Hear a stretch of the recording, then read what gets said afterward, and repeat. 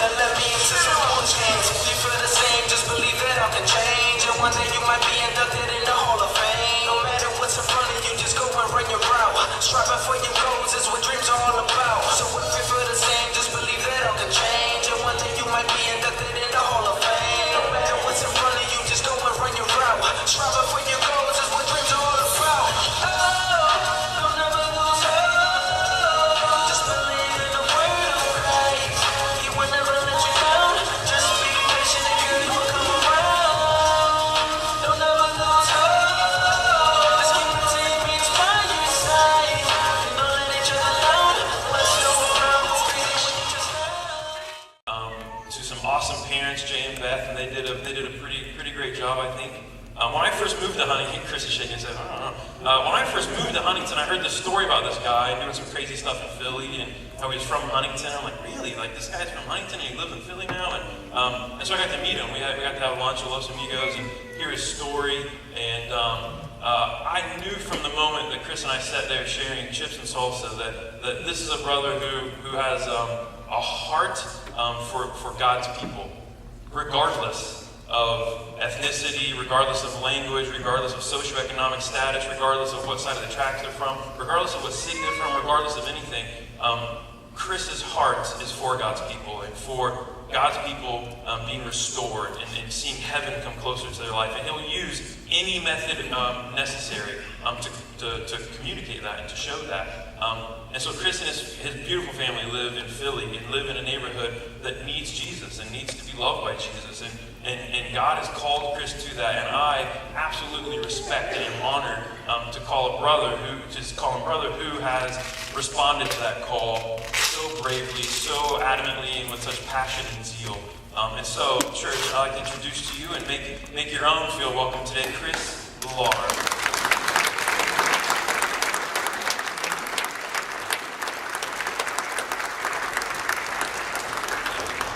Good morning, everybody. Wow, that's a different perspective. I'm used to being down there with mom and dad. This is nice. We're going to start out in Matthew 28, if you have your Bibles. I don't know if you guys bring your Bibles nowadays, or they just throw it up on the screen. It's still a Bible church. I love it.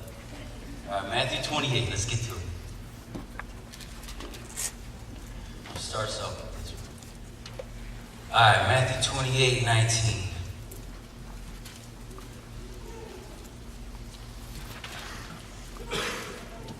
I have been given authority in heaven and on earth. Therefore go and make disciples of all the nations, baptizing them in the name of the Father, the Son, and the Holy Spirit.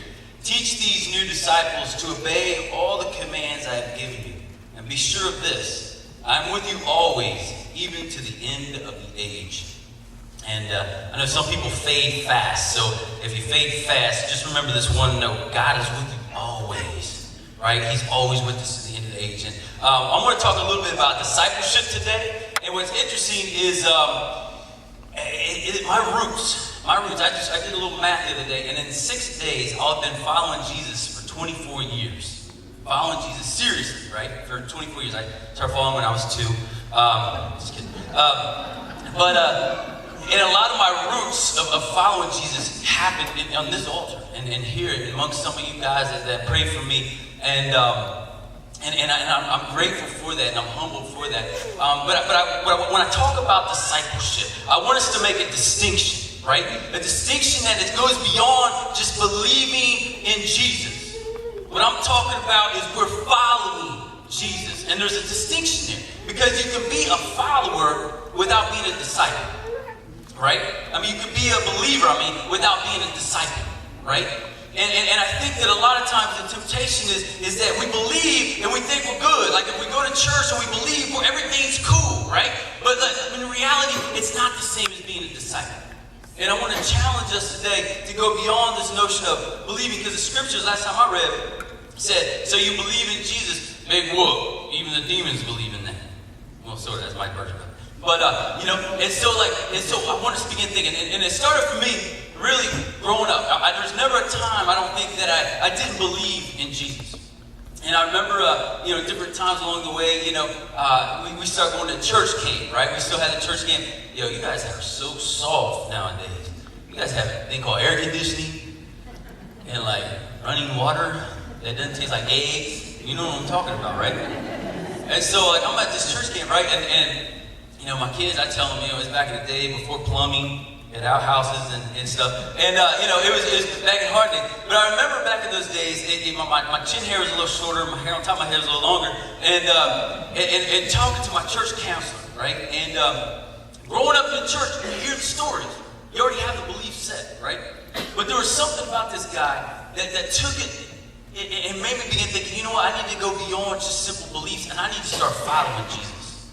And I was at a good point in my life. It was right before my senior year of high school. It was at a high point in my life, literally. I liked what I was doing. I liked some of the things that was going on. And but something about it, I was just like, you know what? And I remember it was a Thursday night, right? And you know how it is when they have the altar calls, man, and it had the all Ephesians, right? They're still around? Right on, they're still rocking. They still singing Kumbaya with the altar calls, right? Well, they were like the 40th verse of Kumbaya, right? And everybody came down. And the thing was cool is my mom, she told me later that she gathered together, she got almost all the elderly ladies in the church and said, pray for him. He needs help, right?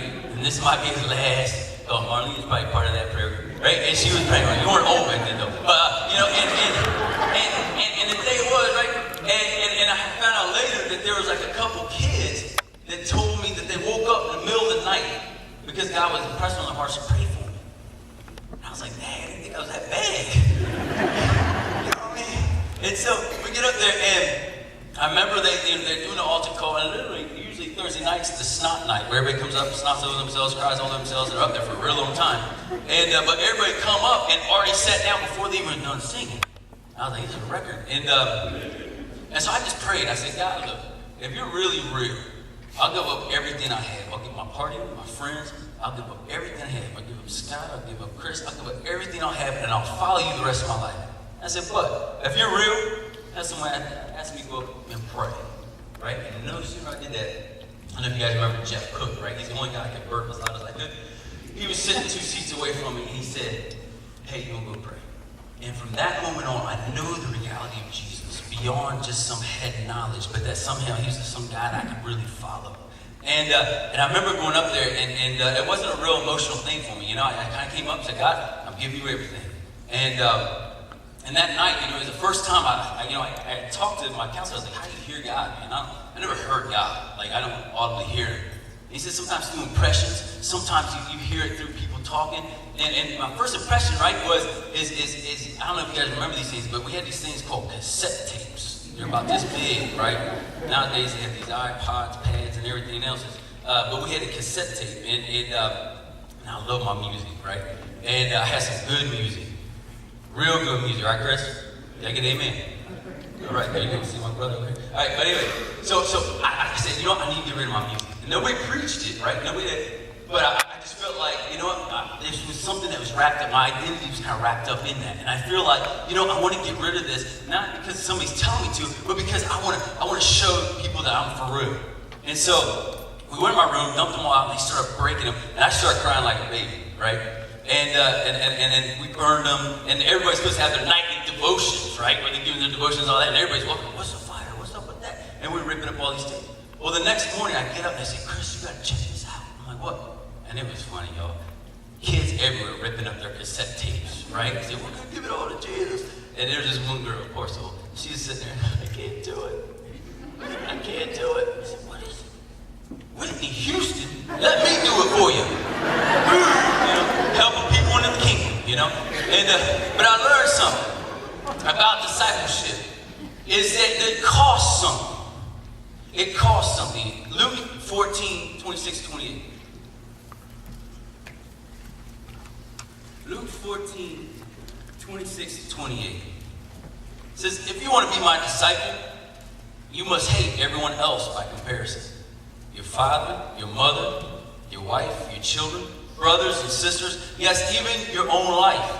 Otherwise, you cannot be my disciple. And if you do not carry your own cross and follow me, you cannot be my disciple. But don't begin until you count the cost. So here's why I challenge to y'all. Like, if you find yourself you're simply a believer today and you're not really a disciple, you're not really following Jesus, I would say fall asleep quick. Because it's like you see The Matrix, right? Because Nazarenes are allowed to see movies nowadays. It's great. So, you know, you see The Matrix, right? You take the red pill, Right? If you take the blue pill, you're cool. You just kind of go in the mode you've always gone in. And some of us is taking that blue pill, and we're cool with the way that things are, right?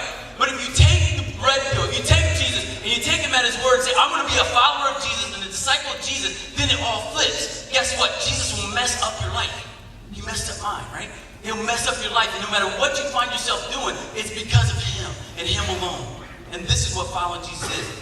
There's a cost to following Jesus. And I want us to look at Luke 11 real quick. When it comes to counting this cost, and it talks about we want to make disciples, right? Well, we want to make disciples, and that's one thing that I've really appreciated about the Nazarene church is the focus on missions, a focus on reaching out. But I say the first step in real discipleship is you got to ask yourself, are you a disciple? Have you yourself become a disciple? Are you yourself? We got to start with ourselves. And I love this passage. My wife hates it, but it's when Jesus was invited to the Pharisees' house, right? So the Pharisees, it was religious guys. They were the guys in the holiness movement of the day, right? And so he goes to the house, but instead of washing his hands like he's supposed to, right? He skips the whole hand washing thing. He just goes right to grubbing, right? And I do the same thing. My wife yells at me. I'm saying, I'm just trying to be like Jesus. You know what I mean? But anyway, so here it goes. It says, his host was amazed to see that he sat down without first performing the hand-washing ceremony required by Jewish custom. Then the Lord said to him, you Pharisees are so careful to clean the outside of the cup and the dish, but inside you're filthy, full of greed and wickedness. Fools, didn't God make the inside as well as the outside? So clean the inside by giving gifts to the poor, and you will be clean all over. This is probably the biggest, the hardest thing for us. Like as church people, the hardest thing about being a disciple is that we have our outsides clean, right? We look good. I remember growing up, as long as you didn't drink or smoke and get caught cussing, you were good, right? And as long as you kind of have the image of Christianity, you were good, right? And it was fine, and you could get by with things. But I'm telling you, that there's more to following Jesus than just having an outside. We must also have our insides. Now, one of the things about the Nazarene church, right? We rooted ourselves in, and we were a holiness movement, right? I went to the seminary, and I actually took a Nazarene class and learned some of the history of what I came from, and I didn't even know. And I remember, being a Nazarene today is different than when I was a young kid, right? I mean, it's different, right? And people dress different, look different. There's different rules, right? Like before you couldn't watch movies, right? Which nobody followed, right? You know what I'm saying, right? There's some things that were hidden, but my favorite was no dancing. I think we should bring that back because I'm a terrible dancer, and it gives me an excuse to not dance. Anyway, I think it's a good one. Look at the manual. The third one. Guys couldn't wear shorts, right? You remember that, right? And everybody did except when you went to church camp. And you didn't have the air conditioning like you did back in them days, right? That's how I remember, it was 140 degrees out, and girls could wear their skirts and all that stuff. Well, guys were sweating, right? And this is hard times. But they said, well, sorry, you can't wear shorts at the church camp because in the manual it says you can't. Dang, so we looked at the manual, and we didn't see a thing. They said guys couldn't wear dresses. So guess what, baby? We got the girls, we got some dresses, and went to dinner. We come in there with our dresses on, and they try to tell us to change books. Hey, the manual. Good Nazarenes, yo. And they let us wear shorts the rest of the time. And guess what? I guess they talked about it in the district, and from then on, we can wear shorts. So you can thank us, you young guys. Right here, baby. We did it for you. All right? But it's interesting, right? Because it's part of the thing about being clean on the outside is we can create these other laws and these things to try to make sure we're safe. Now, I think we got to be careful because as new generations come up, you can throw the baby out with the bathwater and say we don't need this holiness anymore. And that's not true. That's one of the strengths of the Nazarene church is to look at holiness. How can we be holy? How can we be what God wants us to be? But holiness goes deeper than just this outside ring where we look good on the outside. We got to be good. And it's interesting in this passage, he says, you want to be clean? Give what you have inside of your cup to the poor. Another thing I learned about Nazarene history, we were rooted in the holiness tradition, right? And they thought, we need to split from the holiness tradition, like the mainstream, because they weren't doing enough. We aren't doing enough for the poor. So what they did is, one of define them was their church buildings had to be simple. They had to wear clothes that were very simple so that the common person could be a part of that. And the very core of the Nazarene faith was to be a people of the poor, like a church for the poor. And I think about that. And it's real easy, right? If you come to my house, it's real easy to see poverty. Right? You see the violence, you see the drugs, you see, people on the streets. You see the trash, you see a lot of this stuff. And it's easy to say that's poverty. It's easy to go to Haiti, right? And say that's poverty. But I learned from Mother Teresa, she said that the poor are like Jesus in his distress in disguise, right? And they're everywhere. It's like following Jesus is like playing hide and seek. And if you have eyes to see the poor, even in this church, right? The one thing I can tell you, yeah, sure, Philly's jacked, right? But I'm going to tell you what, Huntington's jacked up too. Y'all some jacked up people just as we're jacked up people. I know just as many people going to jail for drugs here, people addicted to drugs here, right? There's people that there's poverty here. There's needs that are here. There's people addicted to porn here. There's marriages that are breaking up here. It's all of it is just as messed up here. And I'm telling you, you don't have to go on mission trips, right? To see the poor, right? If we begin being Jesus right here, Jesus is not necessarily calling you somewhere else, but begin being a disciple here and see what God does. So we have to begin with ourselves. We have to begin with ourselves. And one of the passages I really like is in John 1. It's the passage that says, "In the beginning was the Word, Word was with God, Word was God, Word became flesh and dwelt among us." And in 14 it says, "So the Word became human and made his home among us. He was full of unfailing love and faithfulness, and we have seen his glory, the glory of the Father's one and only Son." So you can't have discipleship. One of the things that intrigues me the most about Jesus, right? A lot of people are like, wow, the death of Jesus is very powerful. But I think something that intrigues me just as much, if not even more than the death of Jesus, is his birth. Right? The mere fact that God became human, put on skin, and lived among us blows my mind. Right? And discipleship cannot happen without the incarnation. That's what that big word is. Incarnation is Jesus, God becoming flesh.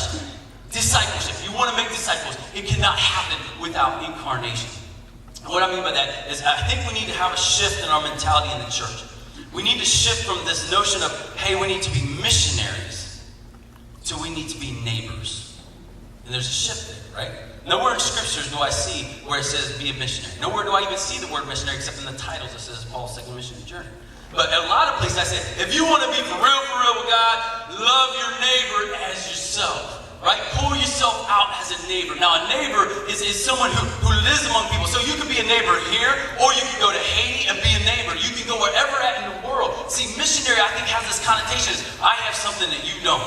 I have something I can give you, a handout, something like that. Whereas a neighbor realizes, I'm a beloved son of God, just like you are. And I have something to learn from you, just as you have something to learn from me. We can be together, right? And there's this, in the context of neighboring that Jesus comes to us. Now, 14 years ago, my wife and I, we moved to Philadelphia. And we moved to one of the poorer neighborhoods in Philly. The only thing I really regret about moving to Philly was doing it with my mother and father-in-law, right? They came with us on move day. They really haven't been back since. Like, we're driving down the block, right? And we couldn't get down the block because there was a big drug bust a few houses down from where we were living. And he just looked at me. He's like, does this always happen?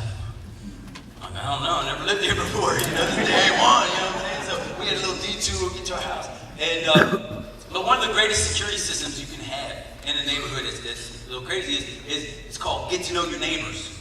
Right? Get to know your neighbors. It's a great system. And a dog doesn't hurt too. But and anyway, I remember my daughter and I, she was one at the time. We would walk in the neighborhood, right? We would just walk and get to know people and stuff. And one time there's some guys who are actually selling dope on a corner. And so they come up, but there was this girl who was sitting there looking real cold. So I went back to my house, right? And I made a whole bunch of hot chocolate, right? I come out to the corner, right? I'm like, hey, what's up, y'all? I was like, hey, you guys want some hot chocolate? And they looked at me like I was crazy. And I was thinking, maybe I am crazy. And but I said, here's what I'm gonna do. I'm gonna take a drink from each cup so you know it's not poisonous. Then y'all can have it. And they're like, oh, word up, all right. And they took and did all that. And I was like, hey, see you later.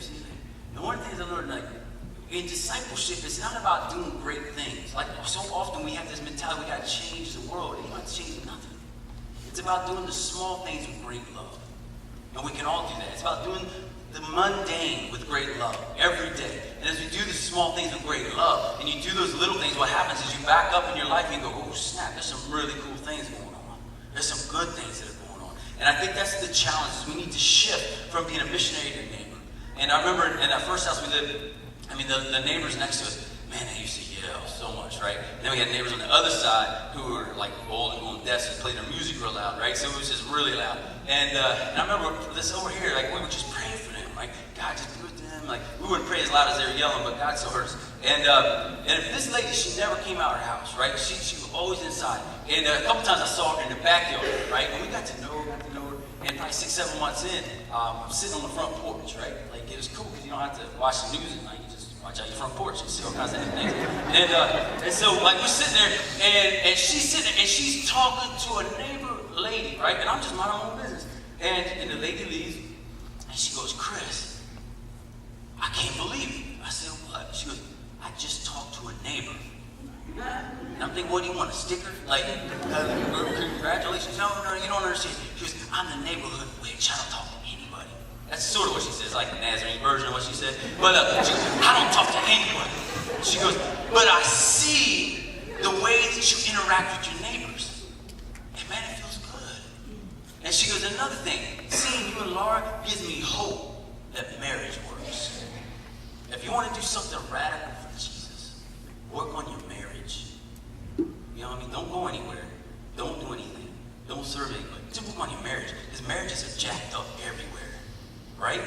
And it's like, we got to be people that know how to care for our spouses. Like, pray with our spouses. Be with our spouses, right? And from that, like, if you want to go and be something in the world, like, if you're married, start there. Because guess what? There's a lot of people with broken families. Even here in Huntington, right? Broken families. And if they see a model, they see people who are working on their marriage through the good and hard times, right? And I think like some of that is when you be a neighbor, you allow your lives to show, right? Because we gotta shift this mentality too of hey, we need to bring people into the church.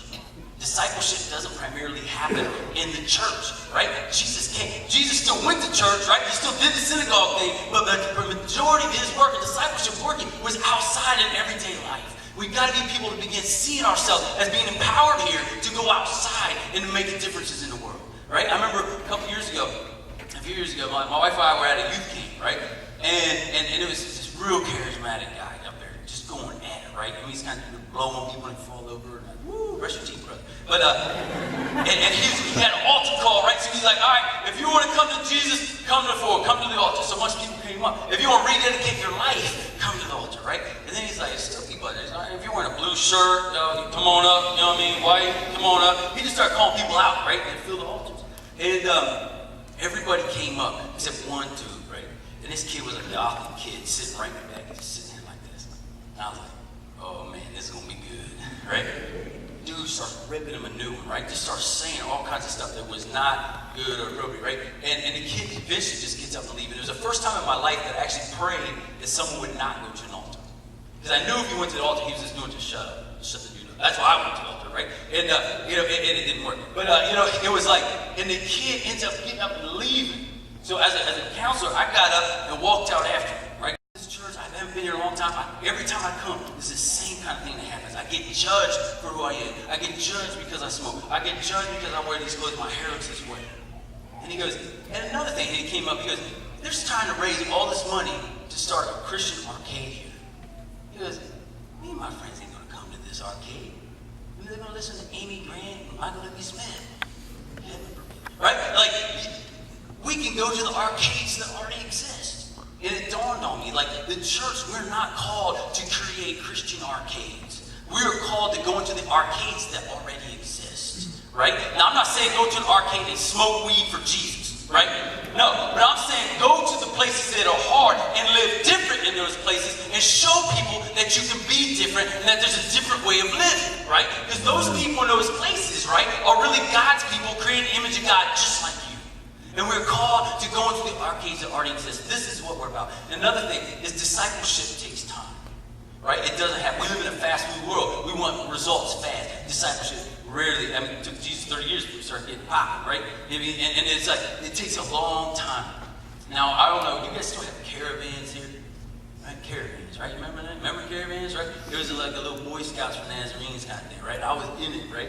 And I'll never forget, and this was back in the Avenue days, this is road days. And I remember a verse that we still learn there, right? And it was, and we'd always say, and Jesus grew in wisdom and stature and favor with God and man. Luke 2:52, right? We say it like with passion, right? And little I know, saying it at that little age, like it was actually speaking volumes. Jesus grew in wisdom and stature and favor with God and man. It wasn't like Jesus grew into his discipleship. Jesus grew as a man. Jesus grew in his mission. And it's the same way with us. So we've got to be willing to root ourselves in our community, root ourselves and allow Jesus to empower us to make a difference. Now, another thing I want to challenge all of us is there's a distinction, right? I think sometimes it's easy to say, you know what, I'm going to live my life. I'm going to live the American dream. I'm going to live whatever it is and try to tap Jesus into it, right? But my thing is, like, first we need to flip that. Say, God, I want to follow you no matter what that is. Now, part of that is as an executive, be an executive and do it well, right? If it's to go to Philly or go to Haiti or wherever it is, you follow Jesus. But one of the things I see that with God in my journey the last 24 years is he's a great puzzle maker, right? He seems to put things together in a very interesting way, right? And sometimes he has a way of putting gifts together. And so I would say, look at your passions. Right? Look at your passions and see what has God given you that you can give inside your cup to the poor. What can you give inside of you to make an impact here in the world and in Huntington in particular? And I think, like, for me, it's interesting, like, how I ended up where I'm at today is in seminary, right? We started up this little Bible study on Monday nights, and it was, I was going to pray first, read the Bible, and then watch Monday Night Football, right? You know, I mean, that was when Monday Night Football was good, right? And you wake up in the morning like, dun, dun, dun, dun, first thing, right? And you're just all excited that the game was going to be on. And the guys are like, amen. And I remember doing it, right? And that's when I really started. I always watched football growing up, but like that's when I really started getting into it. And then I moved to Philly, and I started working with Covenant House. And I had like 3 nights I had to work an overnight shift, and it was boring. But we had the internet, and I discovered this thing called fantasy football. And that's when I became neurotic. Some of you guys know what I'm talking about, right? I had a league for 10 years. I won 3 chips. My wife, my mama, she won 2. We had half the chips right here. Good job, mama. But I saw, like, you know, it was interesting that I was doing it, right? I was getting into it and stuff like that. But little did I know that some of the skills and some of the things I was doing, even in that stuff, was preparing me for what I'm doing right now. Because I was working with youth in the church we're going to called Iglesia del Barrio, which is Spanish for church in the hood. And we started like connecting, and this kid was like, hey, there's this youth group, there's this football league called TimoTeo, right? It's called TimoTeo. Can you say that? TimoTeo, right? It's Spanish for Timothy, right? And what it was is a small little football league that was started to basically with like 3 or 4 churches. They had like 6 teams, I think it was at the time, and they would say a verse before they play. I think it had an upward bound thing, right? It's similar to that kind of thing, right? And I said, we want to get in it. So I got in it, right? And I'll do anything half. So I'm like, before you know it, instead of just coming in as a coach, I had a coaching staff 8 deep, right? Nobody else had that, right? But we had armbands. We went and started doing we did this thing where we had a training camp. And we started pouring into these kids, right?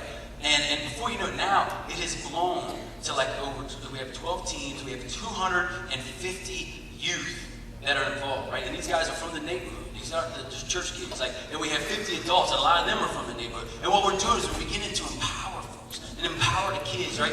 And we begin. And the thing is, it's like we're beginning to see God move in a very powerful and legit way. And what I wanted to do real quick is I wanted to show a video, right? That we put together, and there's actually one of our kids, he actually created the song that goes with it, right? And then and at the end, there's an interview of 3 of our guys. 2 of the guys, one named Teacup, and the other name wasn't his birthday. We gave him that name. And then Alan is the other. They actually came to Huntington. And I remember several years ago, we had somebody asked me, they're like, hey, we want to bring a mission trip to Philly. I'm like, that's a great idea, you know what I mean? I think I'll bring a mission trip to Huntington. And they're like, well, what in the world would they do? I'm like, the same thing as you, nothing, but they get a lot out of it, right?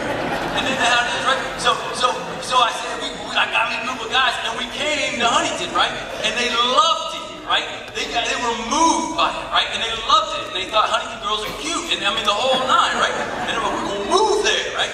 And so it was amazing to see how God began using it. And so I wanted to hear just a couple highlights, and then we'll wrap this thing up, right?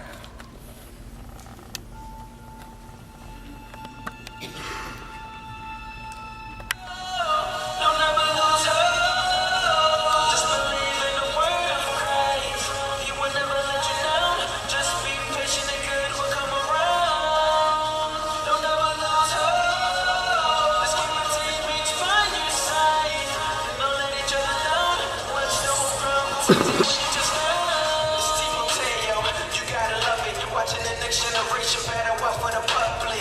And though we're all here for the winning, let's not forget the reason we started this in the beginning. That's God, the almighty, powerful God. When He's by your side, you're rarely against the odds. I used to hang around the coolest friends, but all that truancy that led me into some foolish hands. If you feel the same, just believe that all can change. And one day you might be inducted in the Hall of Fame. No matter what's in front of you, just go and run your route. Striving for your goals is what dreams are all about. So if you feel the same, just believe that all can change. And one day you might be inducted in the Hall of Fame. No matter what's in front of you, just go and run your route. Striving for your goals is what dreams are all about. Oh, don't ever lose hope. Just believe in the word of Christ. He will never let you down. Just be patient and good will come around. Don't ever lose hope. Let's keep the teammates by your side. And don't let each other down. What's no problem? It's crazy when you just know.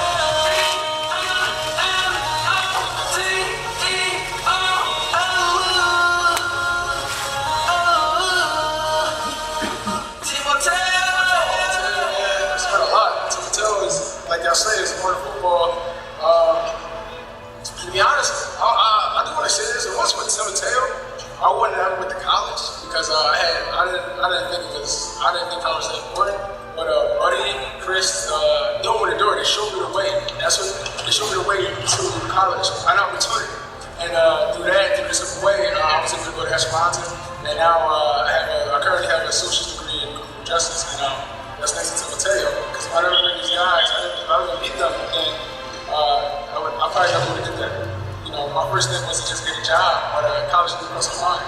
But that's one of the pros of TimoTeo. There's some cons, like I should be the head coach of the Packers, but Buddy's not going to give it up yet.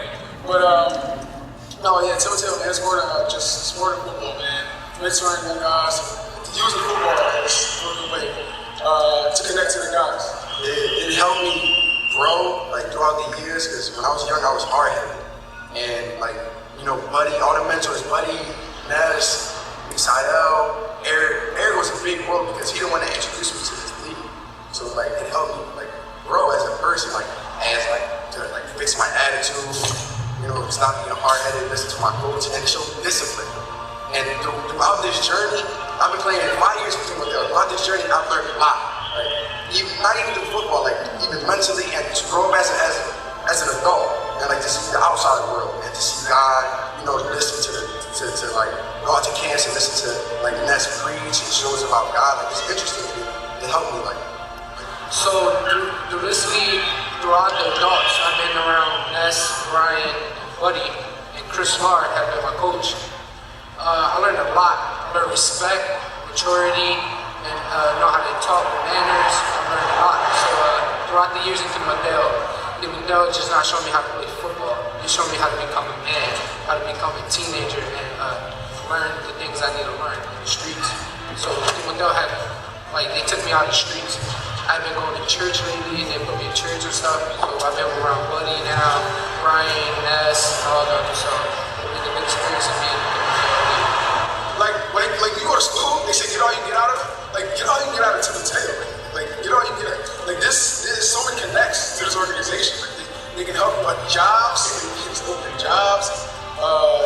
Like school, like I don't know how many TimoTeo graduates we have out of TimoTeo. Like TimoTeo it's big, man. Get all you can get out of it. All the connects, structures, help from the coaches, man. And then don't forget, like, you know, come back, like me. Like I came back to help the Packers, and like now I can see other kids go off, do the same thing I did, and create more opportunities for them to better themselves. Oh, next, I heard about the Apollo Code League, so there's a couple teams they're asking for to play with, but it's not about the league now. It's my social degree now. So you go to college, trade school. I'm in the industry of automotive, doing body work. So that's what I might be doing, trade school, and then might come back, help my team out as being an assistant coach. And to see if they get better, see what they can do throughout their future. What's next? I wanted to go to college. And like, I want to come back and like help these kids too, and watch these kids grow up and do the same thing I'm doing, you know, trying to go to college and try to play it off. And at the same time, not like isolate myself from TimoTeo. TimoTeo has, like, if it wasn't for TimoTeo, it would never, like, this big, like, I can't explain it, it's hard. I appreciate TimoTeo a lot. All right, that's my guys, man. So if you see that one thing they all had in common was we want to come back. And that's all that discipleship is, right? It's showing people a new way. Like TimoTeo, in reality, is kingdom of God. We just don't use that phrase here. It's a new way of life. It's a new culture. It's a culture of nonviolence. It's a culture of peace. It's a culture of empowering kids, right? And that's one of the things I love about it. It's catching fire. Like as soon as they see it, they're embracing Jesus. They're embracing a new way of life. They're going to college, but then they want to come back and help. And it's just like a positive cycle that's going on. And I'll just close with kind of the 4 pillars of TimoTeo that we have. One is Jesus.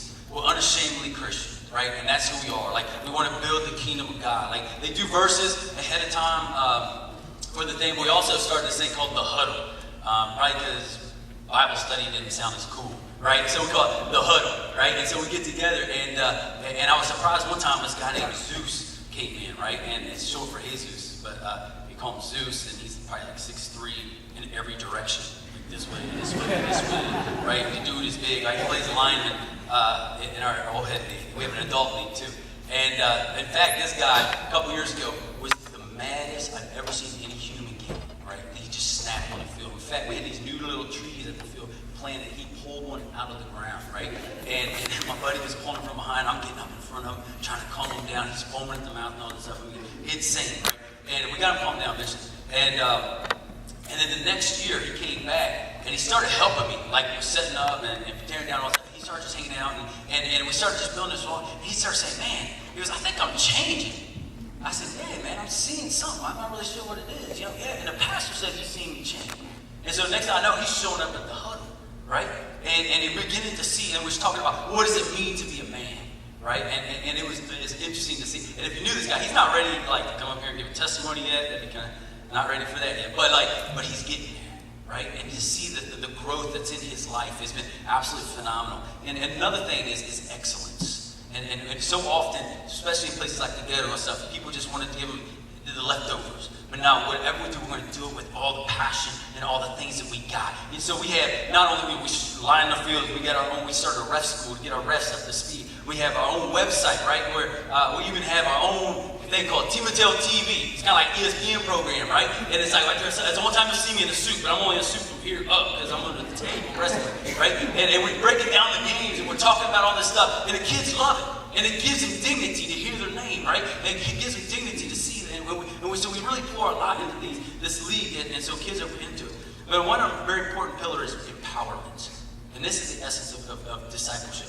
It's not just doing the work for people, right? Youth pastors, it's not about just doing the work for kids, right? But it's allowing the opportunity for kids to step up in the situation. And one of the most exciting things we have is a summer camp right now. And I'm getting ready to go back to it, where we actually have 4 teams, and these are where we take the younger kids, 10 to 15, who play. But then we hire 2 coaches for each team that are 16 to 18 years old that will be in the league at least one more year, right? And we do some serious leadership development with them, and they run the offense, they run the defense, right? And they begin pouring into it. And we're seeing these guys that you see on the screen, these are guys like you should see their growth that they've had, right? And these are guys that are beginning to see the reality of Jesus, beginning to see the reality of what's going on. And finally, it's partnership. We realize we can't do any of it alone, right? And discipleship never is about doing it alone, but it's about partnering with other churches. And we have a collection of 12 churches we work with, but we work with churches and organizations and things like that. And so, one of the things I was thinking is you guys prayed me into the kingdom, right? I was kind of going on a jacked up way, and you guys prayed me into the kingdom. And I ask that you do the same for my guys. that you guys take some time to pray for my guys, that God's presence and power will continually move there. But I also encourage you to look at our own selves, and I see that the church has been taking leaps and bounds and being real missional and being out in the community. And the question is, where is God pulling on you, right? Are you just a believer? Are you a disciple, right? Are you someone that believes, is God, have you given him everything that you got? And are you willing to go wherever he calls you to, whether that's here, outside the four walls, or somewhere else? And then that's really the challenge for all of us, right? Is God, do with me whatever you want. Let me pray. Jesus, I thank you so much for this place. I thank you for your presence in Huntington. I thank you for what you're doing amongst the people in this congregation, in this community. I pray that you pour out your spirit. God, just bless this congregation with your spirit, that folks will continually follow you and make world changes and produce disciples. And God, I pray for the guys in TimoTeo. I pray that you would move in their lives, give us wisdom and discernment, and continually help us to disciple these kids. We love you and praise you. Amen.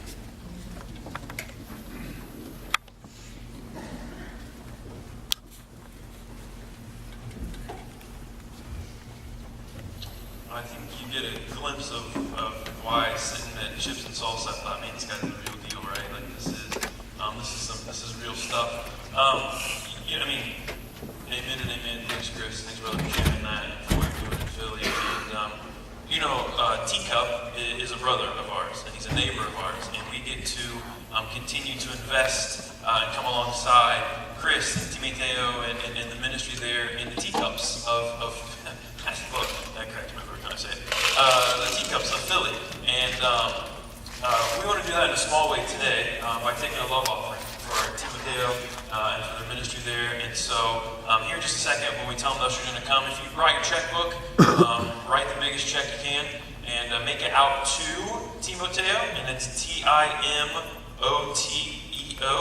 and they'll put that to good use.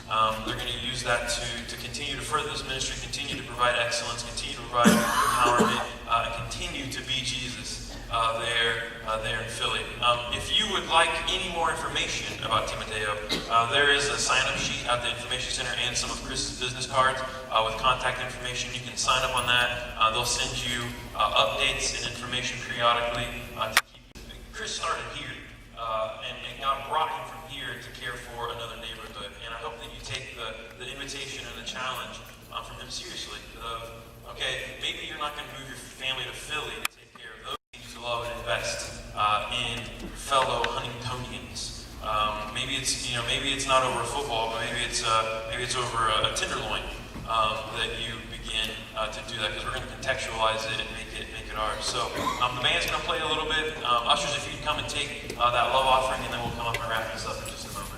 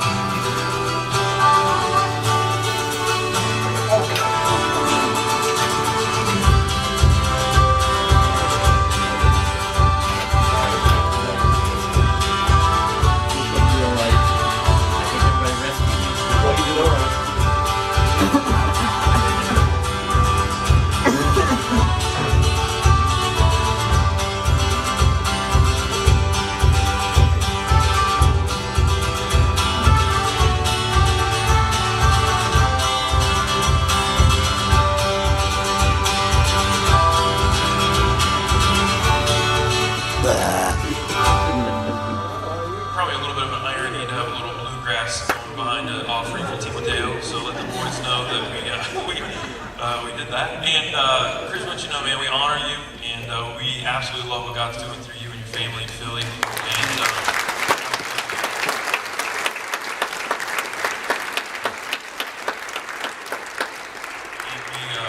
we look forward to continue to be able to partner and bless you and encourage you along the way. Again, if you want any more information, I'm sure Chris will hang out a little bit in the foyer. Don't keep him too long. He's got to get that mush and tenderloin before he gets back heading to Philly.